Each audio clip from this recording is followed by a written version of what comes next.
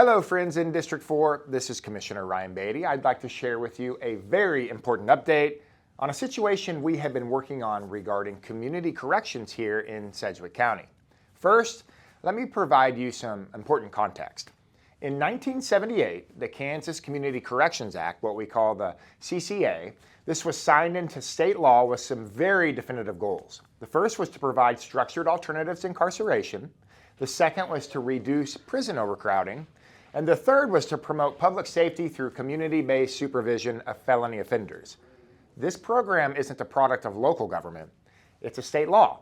And our county is required to provide intensive supervision to an average daily population of about 1,100 felony offenders.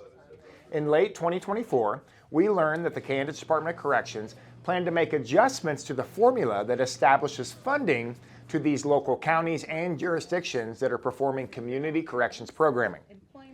Based on that new formula, the Kansas Department of Corrections was scheduling Sedgwick County to receive a 38% cut in KDOC funding. 38%. We were shocked when we heard this news. How does our county, which has the state's highest number of felony offenders under supervision, with nearly 25% of these individuals being sent here from other communities across Kansas so that we can supervise them, how does this county receive a cut that will practically decimate our ability to provide safe levels of oversight to felony offenders? It's a valid question. Now listen, I'm an advocate for community corrections, and I believe it's a great benefit. The vast majority of people entering into state or federal correctional institutions are going to one day come back to our community. So focusing on supervised programming has proven to be an effective rehabilitation strategy. But let me be perfectly clear. It's only a beneficial strategy that works if the programming is properly funded and properly resourced. There has to be an appropriate level of supervision for these clients. Some of these individuals are violent offenders, even sex offenders.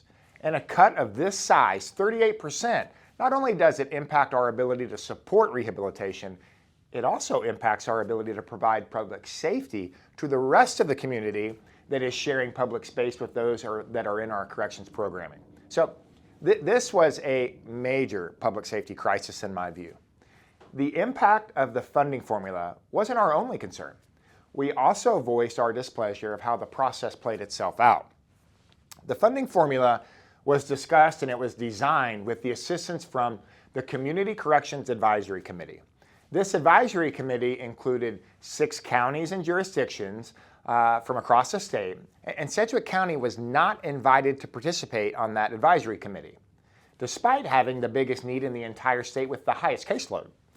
Those counties and jurisdictions that participated in the committee, well, they all received funding increases, including Allen Neosho at 30% increase.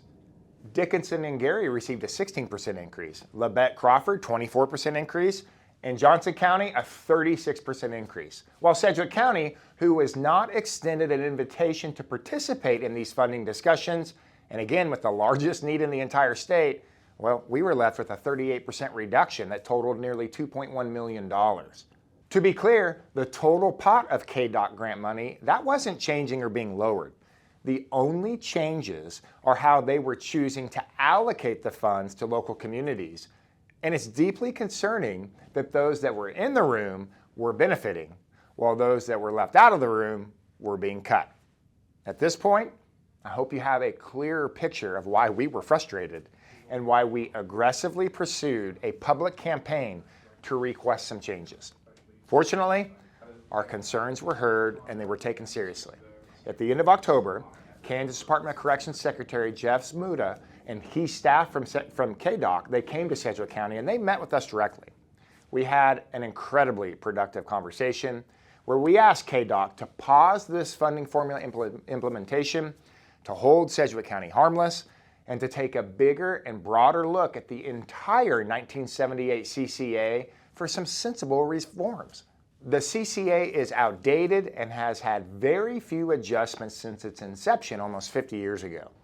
We need a modern, evidence-based approach to corrections programming that takes into account new pressures that we're experiencing in our community. Fortunately, the Secretary agreed. They hit pause, and we are going to collectively work on a new funding formula together. I'm grateful, really grateful that the Secretary's leadership saw our need, heard our concerns, and they were willing to re-engage this discussion. Without a doubt, this is a win for Sedgwick County, and I think we really dodged a bullet. But this is only a short-term pause. We need to make sure that we're in the room and that we are very active in these new discussions that will be taking place, and we're helping to shape the approach forward. I'm hopeful that what comes from all of this is a new, modernized approach to corrections funding and programming from the state. Rest assured, I'm going to keep you posted as we go, and you can count on your commissioner loudly and publicly advocating for what I believe is best in Sedgwick County. If you have any questions, or if you simply want to share some feedback, I'd love to hear from you. Please give us a call right here at the office, or just send me an email directly. As always, thank you for this opportunity, District 4.